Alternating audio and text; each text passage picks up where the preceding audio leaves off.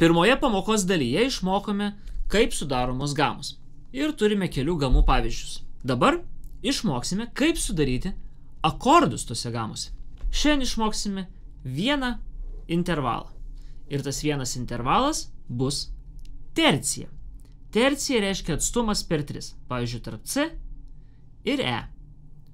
1, 2, 3. Tarp C ir E gamoje mes turime terciją. Tarp D ir F mes taip pat turime terciją, nes tai irgi atstumas per 3 natas. Tarp E ir G mes turime terciją. Žodžiu, kaip matote, peršokam vis vieną garsą. Viskas antrą garsą. Iš tų tercijų mes ir sudarinėsime akordus. Tercijos gali būti dvejopus. Parašykime taip. Tercija. Ir jinai gali būti.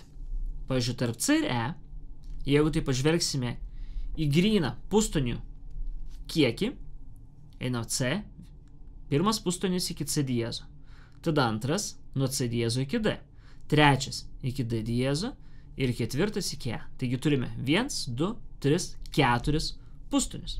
Tai vadinsime didžiąją terciją. Tercija.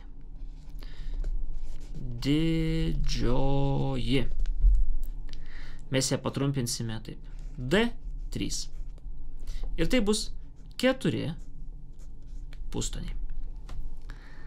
Bet, pavyzdžiui, jeigu turime terciją tarp D ir E, vienas pustonis, antras ir štai trečias. 1, 2, 3. Turime tik 3 pustonius. Tai bus mažoji tercija. Mes ją trumpinsime M3. Ir ją sudarys tik 3 pustoniai. Iš šių tercijų sudarinėsime akordus. Akordai. Dvitaškis. Žinome tokius akordus. Mažorinis.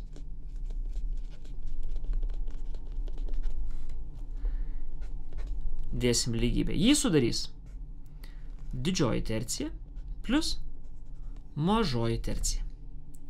Akordas gali būti ir minorinis. Jį sudarys mažoji tercija plus didžioji tercija. Ką reiškia mažorinis? Iš anglų, pavyzdžiui, kalbos major reiškia didelis. Jis ir prasideda didžiąją terciją. O ką reiškia minor? Mažas. Jis ir prasideda mažąją terciją. Taigi, sudarinėsime akordus C mažorinėje gamoje. Ir taip nuo kiekvieno garso sudarysim po akordą. Nuo C pirmoji tercija mums natūraliai susidaro C ir E. Tai yra didžioji tercija. Tada nuo E, nuo to garso, kuriame sustojame, sudarysime dar vieną terciją. Nuo C iki E yra didžioji tercija, o nuo E iki F mes turime mažąją terciją. Kaip matome, 1, 2, 3 pustoniai. Didžioji tercija, mažoji tercija. Didžioji plus mažoji tai yra mažorinis akordas. Vadinasi, C yra mažorinis akordas ir minorinis jisai čia nesusidarys.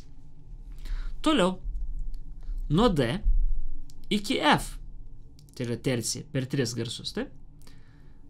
Čia yra mažoji tercija, nes yra tik tai 3 pustonių atstumas. 1, 2, 3. O nuo F iki A mes turime 1, 2, 3, 4. Tai yra didžioji tercija. Tad nuo D mes turime mažąją terciją plus didžiąją. Mažoji plus didžioji tai yra minorinis akordas. D minoras. Toliau nuo E. Nuo E iki G mes turime mažąją terciją. 3 pustoniai. O nuo G iki B turime didžiąją. 1, 2, 3, 4 pustoniai. Mažoji plus didžioji tercija tai yra minorinis akordas.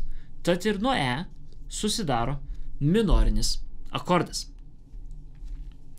Toliau nuo F. Nuo F iki A, kaip matote, vis per 3 garsus einam, terciją darom.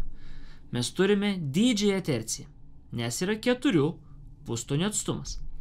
O nuo A iki C mes turime mažąją terciją, nes tai yra 3 pustonių atstumas. Tad didžioji plus mažoji tai yra mažorinis akordas. 4 laipsnis F yra mažorinis. Toliau nuo G. G iki B. Tai yra didžioji tercija. O nuo B keliaujam iki D. Tai yra mažoji tercija. Didžioji plus mažoji yra mažorinis akordas. Tad 5 laipsnis G taip pat yra mažorinis akordas. Toliau, eikime nuo A. 6 laipsnis. Nuo A iki C mes turime mažąją terciją. O nuo C iki E turime didžiąją terciją. Mažoji plus didžioji tai yra minorinis akordas. Tad 6 laipsnis A šiuo metu bus minoras. Toliau pažiūrėkime, kas vyksta nuo B. Nuo B iki D yra mažoji tercija. O nuo D iki F irgi mažoji tercija. Palauk. Mažoji tercija plus mažoji tercija. Tai bus vadinamas sumažintas akordas. Sumažintas akordas tai yra mažoji tercija plus mažoji tercija. Angliškai jis dar kartais vadinamas, ne kartais, visada vadinamas diminished. Dėl to mes sutinkame tokį sutrumpinimą kaip dim. B dim. B sumažintas. Tad štai taip gamai susidaro akordai. Dar gali būti toksai akordas kaip padidintas. Padidintas. Tai bus didžioji tercija plus didžioji tercija. Angliškai jis vadinasi augmented ir trumpinamas aug. Čia U. Bet gamoje pas mus jis natūraliai tokie nesusidaro. Dabar pagalvokime taip. Jeigu akordus sudarinėjame žvelgdami į atstumus tarp laipsnių, tarp natų. Ir visas gamas, kai mes sudarinėjome, mes visada turėjome išlaikyti tuos pačius atstumus tarp laipsnių. Vadinasi, neįmanoma sudaryti kažkokio tai kitokio akordo nuo to pačio laipsnio, nors jis ir prasideda nuo kitos natos. Štai pavyzdžiui, nuo G. Nuo G iki B pirmoji tercija yra didžioji, o nuo B iki D antroji tercija yra mažoji.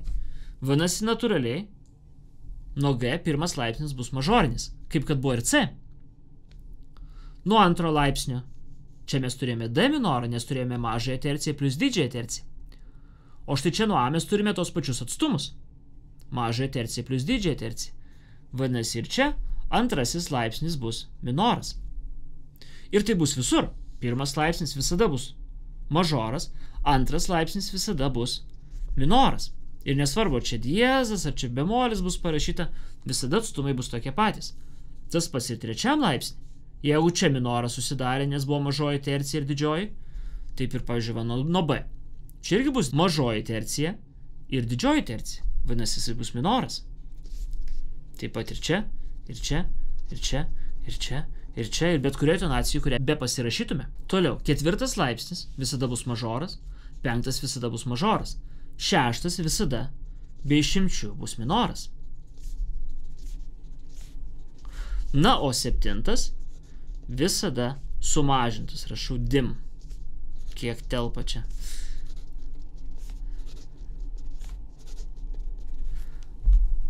Ir štai taip yra sudaromi akordai gamose. Matydami šitus akordus gamose, mes galime juos labai įvairiai panaudoti. Galime atsirinkti tonaciją, matydami akordus. Galime juos komponuoti, galime iš jų kurti. Turėkite omenyje, jog vienoje tonacijoje esantys akordai, viename stulpelyje, labai puikiai tarpusavyje dera. Ir juos galima komponuoti įvairiai. Ir jeigu norite tiesiog labai lengvai sukurti dainą, pasiemat vieną tonaciją ir dėstote akordus, kurie dera. Tada nuo to pačio laipsnio sugrojate gamą, joje sukūrėte melodiją ir gaunate kūrinį. Aš manau, kad tai yra tema, kurią dar galima labai stipriai praplėtoti. Tad jeigu kyla kokių klausimų, ar norėtumėte išgirsti daugiau apie akordus ir kaip juos panaudoti, rašykite komentarą, rašykite savo klausimus ir bandysim juos visus išspręsti ir šią temą išplėtoti. Sėkmės grojant.